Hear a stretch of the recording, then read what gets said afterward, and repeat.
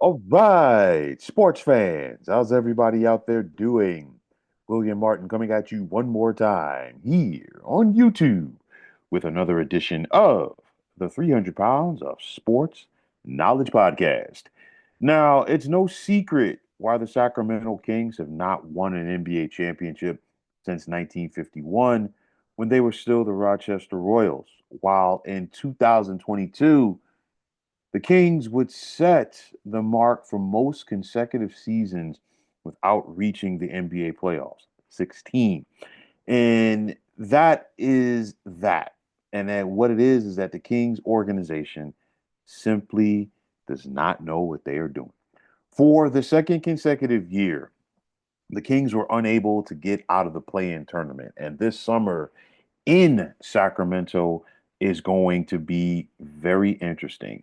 So after that play-in loss last week to the Dallas Mavericks, the Kings parted with general manager Monty McNair and they replaced him with former New York Knicks general manager Scott Perry. And with that said, first thing you have to ask yourself when you bring in a new general manager, what is he going to do with this roster?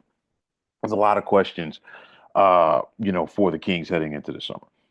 After firing Mike Brown, Sacramento went 27 and 24 in the regular season under interim head coach Doug Christie. And of course, with that said, has Christie done enough to get the job on a full-time basis? We got to wait and see.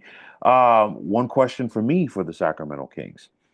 Is it time for them to pull the plug on the Sacramento Bulls experiment? And of course, you go back to last season and the big sign and trade over the summer where the Kings brought in DeMar DeRozan, okay, from the Chicago Bulls, and that was after the 2023 season. They were looking to build off of what they had previously, and it didn't work out. Okay, and it hasn't worked out since they brought in Zach LaVine either.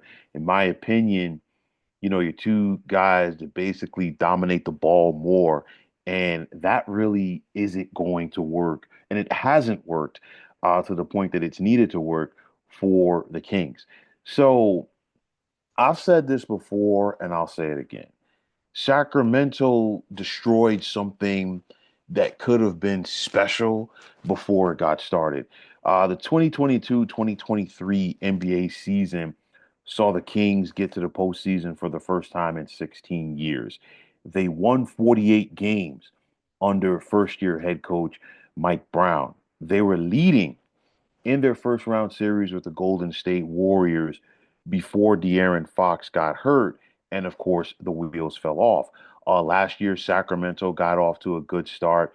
They were right there in the mix to be a top six team heading into the NBA playoffs. And of course, the wheels fell off again due to injuries. And I don't think that they did Mike Brown any favors by firing him after their slow start this season. They were 13 and 18. They never gave him an opportunity to work through it, especially with what he had done in his previous 2 years in Sacramento. His first 2 years with the Kings, they won 94 games. And of course, in firing Mike Brown, what did they do? They pissed off De'Aaron Fox. And before you blinked, De'Aaron Fox was traded to the San Antonio Spurs. I give the Kings front office credit for going out there and getting DeMar DeRozan from the standpoint that you want to say, hey, we need to give De'Aaron Fox another legitimate scorer to play off of. I just think that they should have gotten somebody who would have fit into their offense a little bit better. DeMar DeRozan's an ISO player. He kind of slowed things down for the Kings offense, in my opinion. Okay, and then from there, I feel like Sacramento is simply going in circles because they've got the talent there. They've got talented players. You've got Domantas Sabonis. You've got Malik Monk, and I think the chemistry between Malik Monk and De'Aaron Fox was great. Of course, two former Kentucky guys. The Kings need to find themselves an identity. They were beginning to have an identity before they pulled the plug on the Mike Brown time in Sacramento. But at the end of the day, that's what bad organizations simply do. And it's not by accident that the Kings had this much futility over for more than a decade and a half. And it's not by accident that we've seen the Kings stumbling back into that. I mean, to miss the playoffs in the NBA in 17 out of the last 18 seasons is very difficult to do. Why? Because you think about it now with the play in, all you have to do is be in the top 10, okay, to possibly have a crack at the postseason. And Sacramento, for so many years, was unable to do that. I just think that the Kings, in my opinion, are a badly run organization.